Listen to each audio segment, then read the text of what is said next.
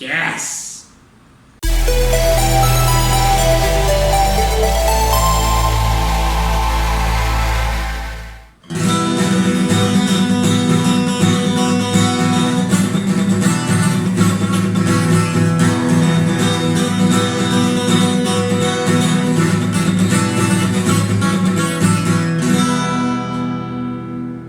Greetings, Wanderer! This is Atlas here, and welcome to the Void.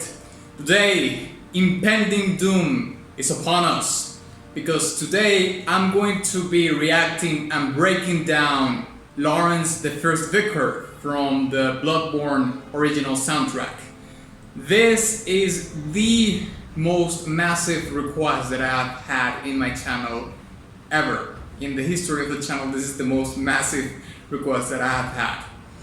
So this, of course, has been requested by many people in many comments, but this is the comment that got the most upvotes, okay? So this is from Mr. Kabuk, and he says, Laurence the First Vicar is, in my opinion, the greatest track in Bloodborne, and is very deserving of a breakdown, in my opinion. Well, thank you very much for the request, Mr. Kabuk, and for all the people that upvoted his request. Remember, it's more likely for a comment that has a lot of upvotes to happen than, you know, like 1,000 comments with the same request. So the way this comment came about, you know, this is the way. But before we begin, I would like to ask you something. Would you be interested in a t-shirt with a very cool design of Ludwig with the title The Walls of Death? And if you're not familiar with this particular title, I'm going to refer to you to this particular video right here, which is a reaction and a breakdown that I did for Ludwig the Holy Blade. This is the first reaction breakdown that I did for Bloodborne. Okay, that is the one that introduced me to this whole original soundtrack. So I'm gonna leave a pinned comment in this video with that question. Okay, and if you're interested, let me know. Let me know also what kind of look with design would you be interested in watching or in seeing. Apologies, in the t-shirt. Okay, so without further ado, onward. Okay, Laurence the First Vicar for Bloodborne original soundtrack. Boom.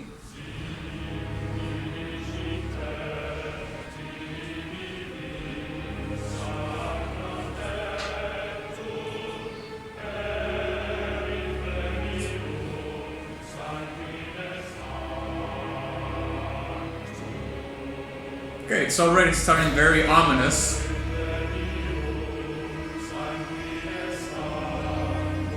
Loving the choir and the organ in the background.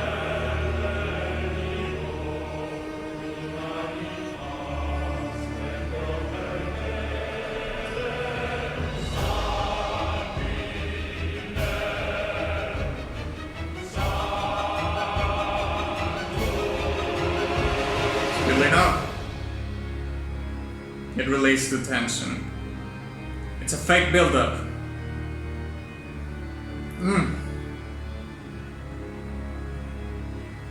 I love this isolated organ section here. Ugh.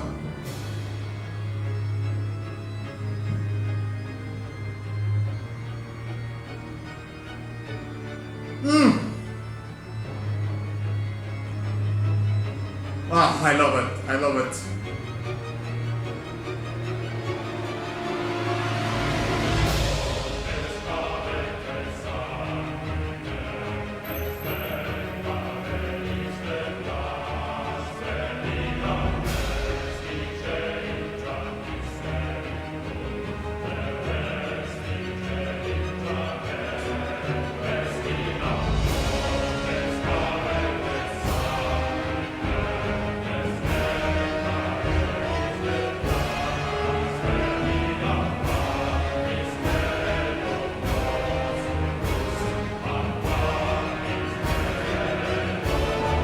percussion comes very in handy in this part. I'm gonna turn it up a notch because I'm really enjoying it.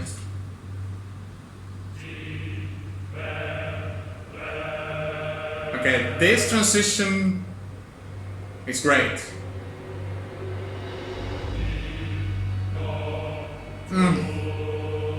The organ.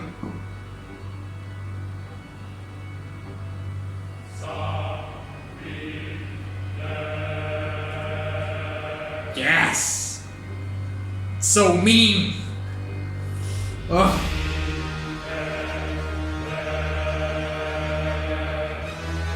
And then the brass comes in to just enhance the whole.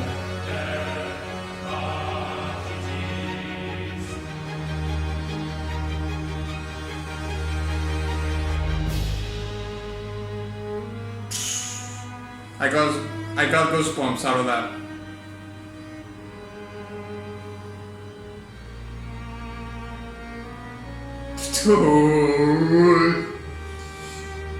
Oh.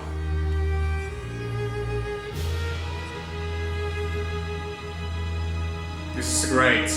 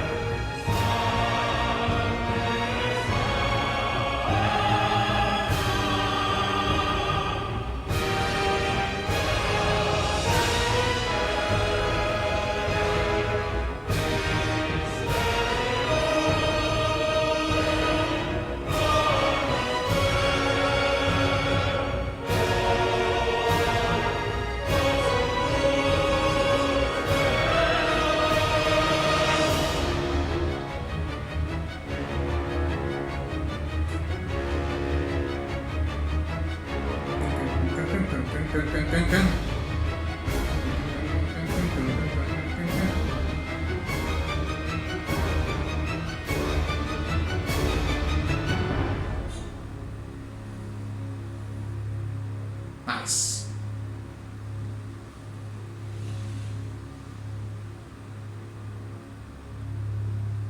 And it ends with that sustained note at the end. That was it, right? Yeah. Ooh, mate. Yeah. I'm just gonna say it right out of the bat right now. I like this one way more than Ludwig, and that is saying a lot because Ludwig was insane, but this one, boy oh boy, it's I mean, I don't want to get ahead of myself and start talking in this section, but it's so good, and it's very reminiscent of a soundtrack that I already love, which I'm going to be talking more in depth in the breakdown. So you know what? Let's just break it down.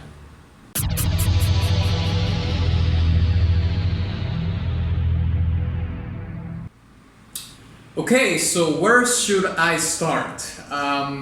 Probably I should speak about the tension, because tension was a very big topic in the breakdown that I did for Ludwig. So let's see how the tension is here. I think that, of course, this track is very much different in that regard to Ludwig.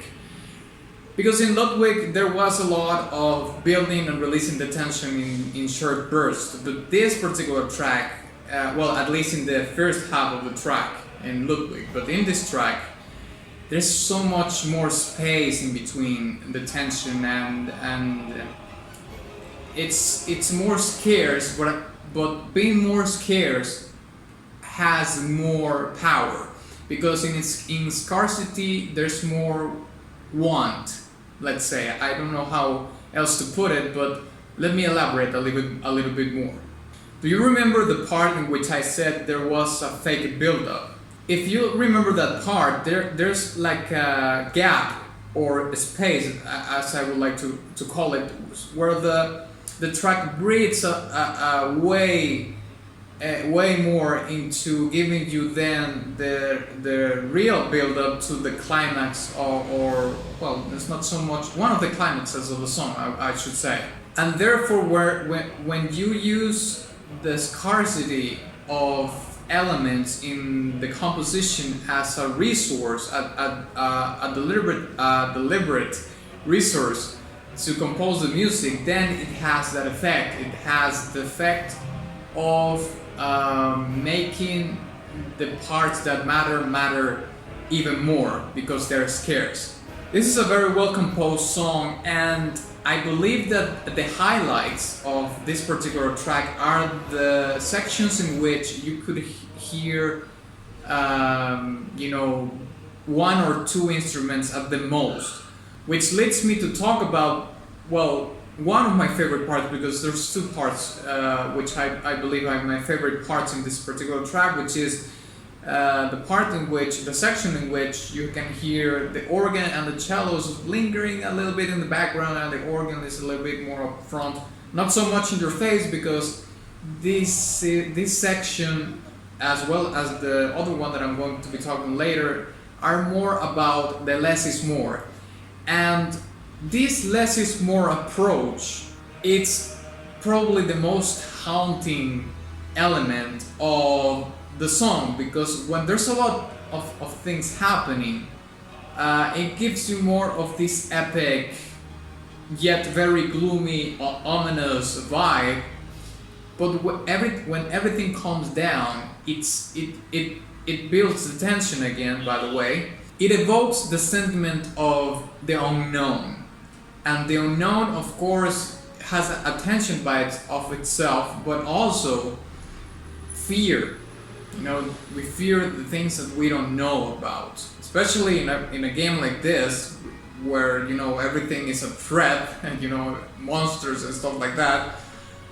Certainly, it serves the purpose of building that thing in your mind, or actually enhancing it, because of course when you're playing the game, that is built by itself by what you're looking at, while playing the game, of course. But of course the music enhances it maybe by a tenfold, especially on those lingering suspenseful moments, like I was mentioning before, becomes a little bit more contrived and sober, but at the same time it doesn't lessen the effect of the track. It actually magnifies it, which is kind of crazy to think about it, right? Because you think well, how less can be more, which is the premise that I was talking about, but it actually works somehow. That's what happens. And before I end with the second part that I like the most, or what I would consider the highlight of this particular track, the other highlight, before I get into that, I would like to mention the Reminiscence that I was talking about, which is again the Diablo original soundtrack, especially from Diablo II. It has a lot of those contrived less is more parts. Actually, it has whole tracks that are like that, in which you can hear one instrument or two instruments, maybe three at the most, but in a very brief part, with that lingering, very sinister vibe going on, which just keeps you on your toes, because it's about the unknown, facing something horrible that you don't know about, but it's just lingering there, just waiting for you to, just end you.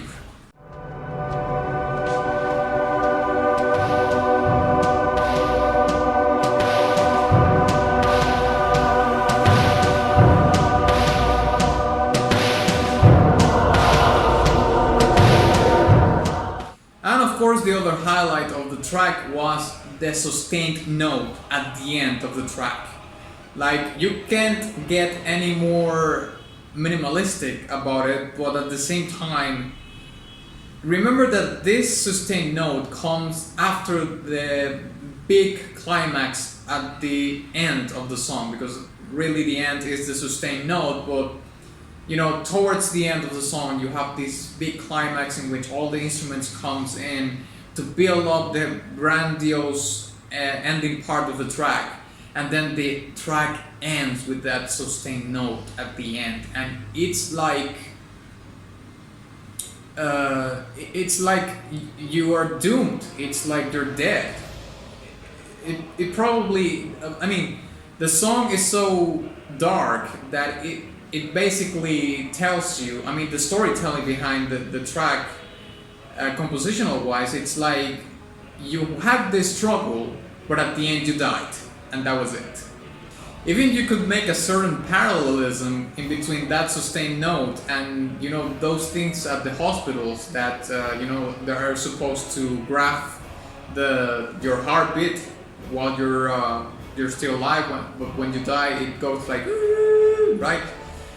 Yeah, it's something like that, if you could think of something, you know, more relatable. So I am going to give this track a golden badge, a very high golden badge. I love this track. So yeah, thank you very much for watching this video. If you enjoyed it, please give it a like and share it with your friend. Also, please don't forget to visit my subscribe star, where you can get your request to the top of the list, so you don't have to wait a long time to happen. And also my Teespring shop, where you can get very cool t-shirt with a very cool design. And of course, ex nihilo nihil fit.